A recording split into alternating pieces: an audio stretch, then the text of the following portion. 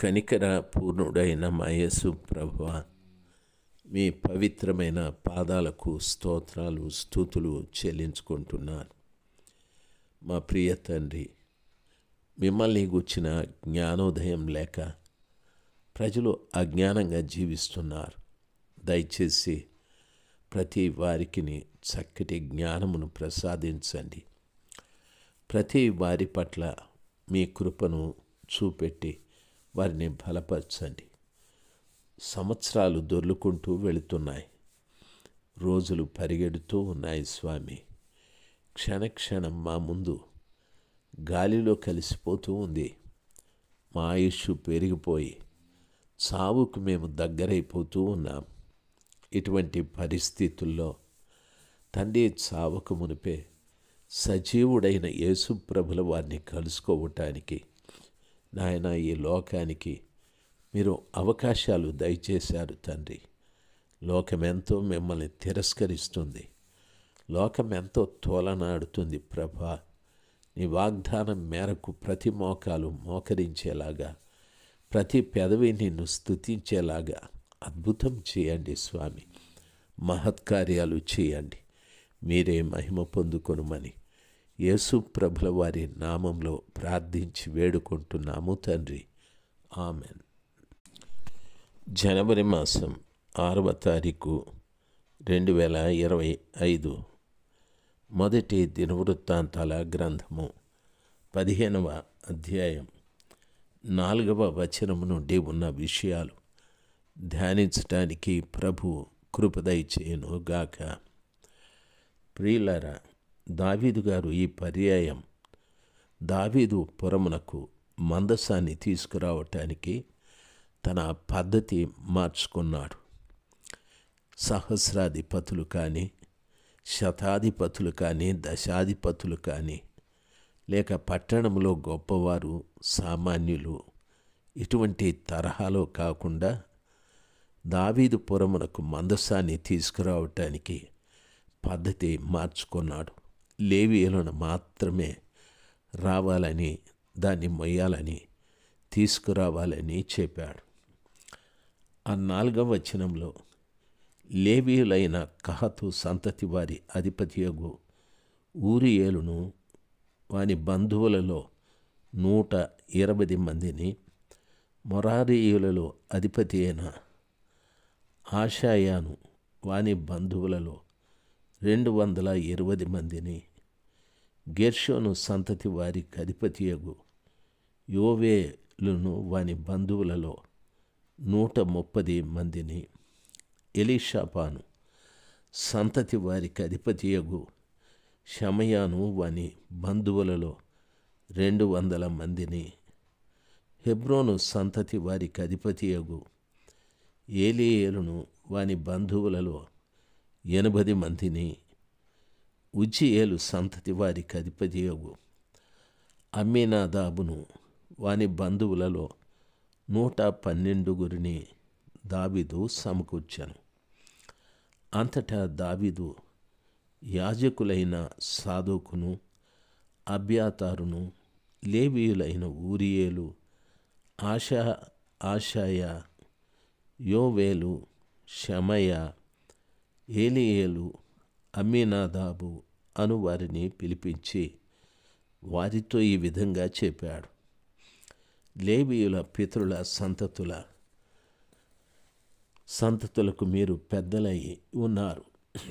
ఇంతకుముందు మీరు ఇజ్రాయేలీయుల దేవుడైన యెహోవా మందసమును మోయక ఉండుట చేతను, మనమును మన దేవుడైన యెహోవా యొద్ద విధిని బట్టి విచారణ చేయకుండుట చేతను ఆయన మనలో నాశనము కలుగజేసిన కావున ఇప్పుడు మీరును మీ వారును మిమ్మును మీరు ప్రతిష్ఠించుకొని నేను ఆ మందసమునకు సిద్ధపరిచిన స్థలమునకు దాన్ని తేవలను అని చెప్పాడు.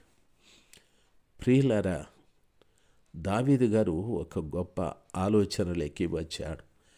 లేవీయులలో పెద్దవారైనటువంటి వారికి సంబంధించిన ప్రజలందరినీ పోగు చేసి యాజకులను కూడా ప్రత్యేకపరిచాడు. చూడండి, బైబిల్ సెలవిస్తుంది. యాజకులైనటువంటి వారిని ప్రత్యేకపరిచి వారితో అంటున్నాడు, మీరు ఈ ఈ లేవీయుల సమాజమునకు పెద్దలై ఉన్నారని. రాజుగారు అంటున్నాడు, యాజకులారా మీరు పెద్దవారై ఉన్నారు. ఈ మందసాన్ని దావీదుపురంలోనికి తీసుకురావటానికి లేవీయుల వారికి అందరికీ కూడా యాజకులైన మీరు పెద్దవారు. దయచేసి గమనించాలి, దేవుని మందిరంలో పని చేయటానికి, దేవుని మందిరంలో కొలువు చేయటానికి పెద్దవారు ఎవరంటే యాజకులే. ఈ రోజున సంఘాలలో పెద్దవారు యాజకులు కొద్దిమందే. మా ఇమ్మానుయేలు సహవాసంలో ప్రియులారా గమనించాల్సింది, దైవ సేవకులే, వారి నిర్ణయాలే వారు చెప్పినట్టుగానే జరుగుతుంది. అయితే మా ఇమ్మానుయేలు సహవాసాల్లో ఎప్పుడు కూడా పేరు, ప్రతిష్టలు, ఆధిపత్యాలు ఇలాంటివి ఏవీ ఉండవు. సర్వసాధారణముగా యాజకులముగా యాజక ధర్మాన్ని నిర్వర్తించి ఒక ప్రతిష్టమైనటువంటి జీవితాన్ని జీవించేవారుగా మా దైవ సేవకులు ఉంటున్నారు. ఎందుకు ఈ మాట చెప్తున్నానంటే, చాలామంది దైవ సేవకులు చాలా గొప్ప హోదాలో ఉంటారు. వారు ఎక్కడికైనా బయలుదేరితే ఒక పెద్ద పరివారం, వారితో పాటు ఒక గొప్ప గుంపు బయలుదేరుతుంది. ఎందుకో అర్థం కాదు. దయచేసి గమనించాలి, మనం ఎంత గొప్పవారో అని లోకానికి చూపెట్టడానికా, లేదు మందసాన్ని మోయటానికి మనమెంత తక్కువవారో ప్రభువు చూడాలి. మనము తగ్గించుకోవాలి. యాజకుడు యాజకుడుగానే ఉండాలి. యాజకుడు రాజు కాకూడదు, రాజు యాజకుడు కాకూడదు. కొన్ని పర్యాలు సంఘంలో ఉన్న విశ్వాసులు కొన్ని పరిస్థితులను బట్టి ఆ యొక్క యాజకుని దగ్గరికి, పాస్టర్ గారికి వెళితే, అమ్మో పాస్టర్ గారిని కలవటానికి చాలా కష్టమవుతుంది. 2 గంటలు, 3 గంటలు, 4 గంటలు ఆ బిడ్డలను అలాగ పంచలో నిలబెట్టి వీరు మాత్రం లోపల చాలా దర్బారుగా కూర్చొని ఉంటారు.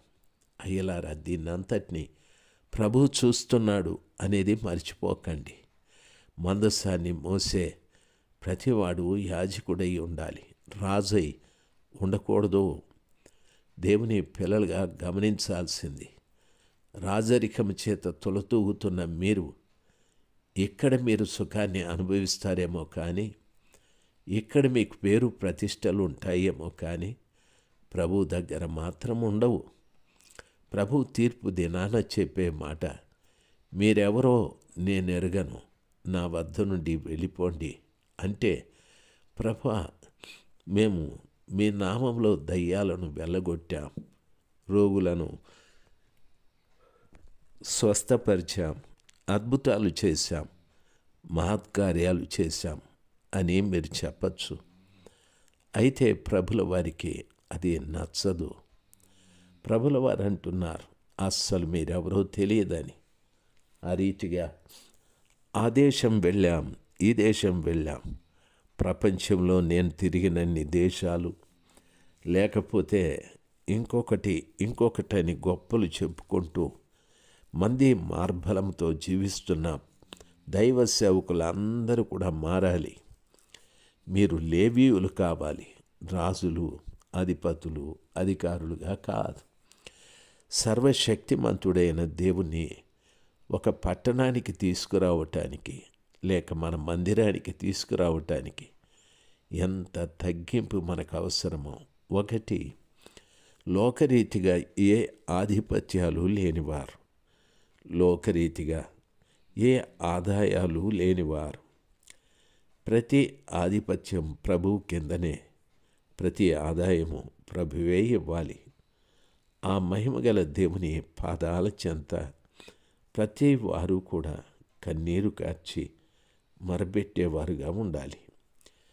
ఆయన శ్రేష్టమైన నిబంధన మందసమును తీసుకురావటానికి ఆ ఆ యొక్క అహరోను సంతతిలోటి ప్రజలను ప్రియులారా దావీదు గారు సమకూర్చి వారిపైన నాయకులుగా యాజకుల్ని నిలబెట్టి చెప్తున్నాడు, దేవుడైన యెహోవా మందస్సమును ఇంతకుముందు ఇశ్రాయేలీయులు దేవుడైన యెహోవా మందస్సాన్ని మోయక ఉండుట చేత మనము మన దేవుడైన యెహోవా యొద్ద విధిని బట్టి విచారణ చేయకుండుట చేతను ఆయన మనలో నాశనము కలుగజేసెను అని అంటాడు. మందస్సాన్ని మొయ్యాలి. సర్వశక్తిమంతుడైనటువంటి దేవుణ్ణి మొయ్యాలి.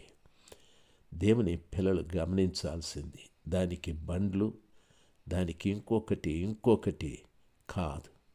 దేవుని పిల్లలుగా మీకు నా మనవి, మహోన్నతుడైనటువంటి దేవుని మొయ్యాలి. మొయ్యడం అంటే బరువే కదా. సర్వశక్తిమంతుడైన దేవుణ్ణి మోసుకుంటూ ఆ గ్రామానికి ఈ గ్రామానికి తిరగాలి. ఎవరికైతే దేవుడు తెలియదో వాళ్ళందరి ఎదుట దేవుని యొక్క మహిమని, ఘనతని ప్రచురము చేయాలి. ఆ రీతిగా కృపగల దేవుణ్ణి మోసే జనం కావాలి, కానీ మోయకుండా రాజరికాన్ని అనుభవించేటటువంటి ప్రజలాగా మనం ఉండకూడదు. పద్ధతులు మారాలి. దేవుని వాక్యం ఆ రీతిగా సెలవిస్తుంది. 13వ వచనాన్ని చదివి మీకు వినిపించాను. దేవుడు మిమ్మల్ని దీవించుగాక. ఆమెన్.